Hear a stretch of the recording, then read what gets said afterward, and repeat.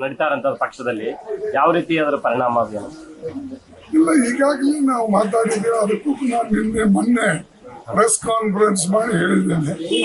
ಆಗ ನಾವೆಲ್ಲ ಇಂಡಿಯಾ ಎಲ್ಲ ಪಾರ್ಟೀಸ್ ಒಕ್ಕಟ್ಟಾಗಿ ಈ ಚುನಾವಣೆಯಲ್ಲಿ ಒಂದಾಗಿ ಹೋರಾಟ ಮಾಡೋಣ ಅಂತಕ್ಕಂಥದ್ದನ್ನ ನಿರ್ಣಯ ತಗೊಂಡಿದ್ದೇವೆ. ಅದೇ ರೀತಿಯಾಗಿ ನಾವು ಕೆಲಸ ಮಾಡ್ತಾ ಇದ್ದೇವೆ. ಮತ್ತೀಗ ನಾನು ಡೆಲ್ಲಿಗೆ ಹೋಗ್ತಾ ಇದ್ದೇನೆ. ಹೋಗಿ ನಾಳೆ ನಮ್ದೆಲ್ಲ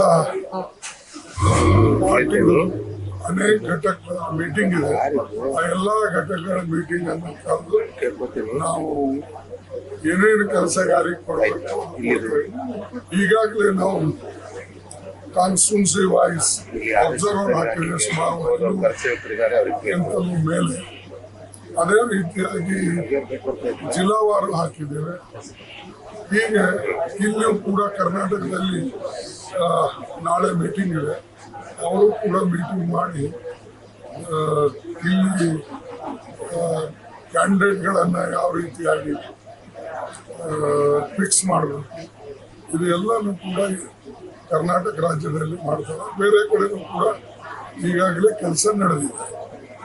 ಸರ್ ಈಗ ಇಂಟರ್ನ್ಯಾಷನಲ್ ವಿಚಾರಕ್ಕೆ ಬಂದ್ರೆ ಒಂದೊಂದು ನಮ್ಮ ಅಕ್ಕಪಕ್ಕದಲ್ಲಿರುವಂತ ಒಂದೊಂದು ರಾಷ್ಟ್ರಗಳ ಜೊತೆಗೂ ನಾವು ಸ್ನೇಹನ ಕಳ್ಕೊತಾ ಇದೀವಿ ಸರ್. ಈಗ ಮಾಲ್ಡೀವ್ಸ್ ಮೋದಿ ಅವರು ಹೋಗಿ ಬಂದ ನಂತರ ಮಾಲ್ಡೀವ್ಸ್ ಕೂಡ ನಮ್ಮ ಮಿತ್ರ ರಾಷ್ಟ್ರ ಅನ್ನೋದು ದೂರ ಆಗ್ತಾ ಇದೆ. ಏನ್ ಹೇಳಕ್ ಬಯಸ್ತೀರಿ ಸರ್? ಈ ಸರ್ಕಾರಕ್ಕೆ ರಿಯಾಕ್ಟ್ ಮಾಡಿ ನೀವು ಬಹುಶಃ ಓದ್ಲಿಕ್ಕೆ ಇದರಲ್ಲಿ ಕೂಡ ಇದೆ. ಈ ಮೋದಿ ಅವರು ಬಂದ ಮೇಲೆ ಎಲ್ಲಾನು ಕೂಡ ಪರ್ಸನಲ್ ಆಗಿ ಅವರು ತೆಗೆದುಕೊಳ್ತಾ ಇದ್ದಾರೆ. ಇದು ಏನಾಗ್ತವೆ ಅಂದ್ರೆ ಕೆಲವು ವಿಷಯಗಳು ನಾವು ಅಂತಾರಾಷ್ಟ್ರೀಯ ಮಟ್ಟದಲ್ಲಿ ಫಸ್ಟು ನಮ್ಮ ನೇಬರ್ಗಳಿಗೆ ನಾವು ಚೆನ್ನಾಗಿಟ್ಕೊಳ್ಬೇಕು. ಅಂತ ಕೆಟ್ಟ ಪರಿಸ್ಥಿತಿ ಬಂದಾಗ ನಾವು ಹೋರಾಟ ಮಾಡಬೇಕಾಗ್ತದೆ. ಯಾವ ರೀತಿಯಾಗಿ ಇಂದಿರಾ ಗಾಂಧಿ ಪಾಕಿಸ್ತಾನ ವಿರುದ್ಧ ಹೋರಾಟ ಮಾಡಿ ಬಾಂಗ್ಲಾದೇಶನ ಲಿಬರೇಟ್ ಮಾಡಿದ್ರು. ಆ ರೀತಿಯಾಗಿ ಸಮಯ ಅನುಸಾರವಾಗಿ ನಾವು ನಡ್ಕೊಳ್ಬೇಕು. ಇಲ್ಲಿ ಯಾವಾಗಲೂ ಕೂಡ ಯಾರಿಗಾರ ಅವ್ರು ತಪ್ಕೊಳ್ತಾರೆ, ಯಾರಿಗೆ ಅವ್ರು ಕೆಟ್ಟವ್ರಂತ ಮತ್ತೆ ಅವರೇ ಎಲ್ಲ ಪಾಲಿಸಿಗಳನ್ನು ಹಿಂದಿನ ಪಾಲಿಸಿಗಳಿಗೆ ಟೀಕೆ ಟಿಪ್ಪಣಿ ಮಾಡೋದು, ರೈಟ್ ಫ್ರಮ್ ನೆಹರು ಹಿಡ್ಕೊಂಡು ಏನೂನೇ ಮಾಡಿಲ್ಲ ಅವರು ಅಂತ ಹೇಳೋದು, ಇದು ಸರಿ ಇಲ್ಲ. ನಾವು ನಮ್ಮ ನೇಬರ್ಗಳಿಗೆ ಚೆನ್ನಾಗಿ ಇಟ್ಕೊಳ್ಳೋದು. ಯಾಕಂದ್ರೆ ನೇಬರ್ಗಳು ಬದಲಾಯಿಸ್ಲಕ್ಕಾಗಲ್ಲ.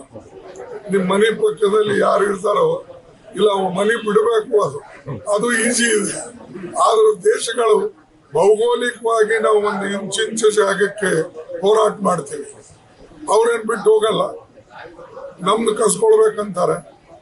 ಅದಕ್ಕಾಗಿ ನಾವು ನಮ್ಮ ನೇಬರ್ಸ್ ಅನ್ನ ಬದಲಾವಣೆ ಮಾಡಕ್ ಆಗೋದಿಲ್ಲ.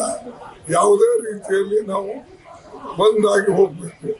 ಮತ್ತು ಅವ್ರು ನಮ್ಮ ಮೈ ಮೇಲೆ ನಮ್ಮ ರಾಷ್ಟ್ರಕ್ಕೆ ತೊಂದರೆ ಬಂದಾಗ ನಾವು ದೇಶದ ಐಕ್ಯತೆಗಾಗಿ ಮತ್ತು ದೇಶದ ಸುರಕ್ಷತೆಗಾಗಿ ಹೋರಾಟ ಕೂಡ ಮಾಡಬೇಕಾಗ್ತದೆ.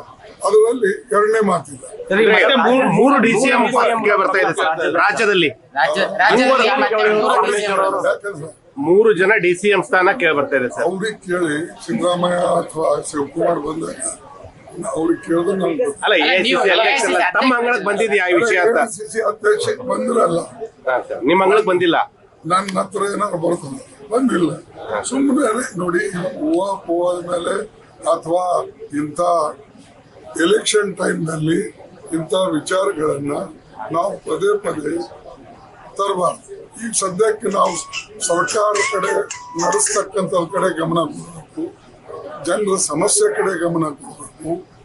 ನಾವೇನು ಮಾತುಗಳನ್ನು ಕೊಟ್ಟಿದ್ದೇವೆ, ಗ್ಯಾರಂಟಿಗಳು ಕೊಟ್ಟಿದ್ದೇವೆ, ಅದನ್ನ ಇಂಪ್ಲಿಮೆಂಟ್ ಮಾಡೋದ ಕಡೆ ಅನುಷ್ಠಾನ ತರದಲ್ಲಿ ನಮ್ಮ ಗುರಿಯಾಗಿರ್ಬೇಕು. ಈಗಾಗಲೇ ಮಾಡ್ತಾ ಇದ್ದಾರೆ ಪ್ರಯತ್ನ.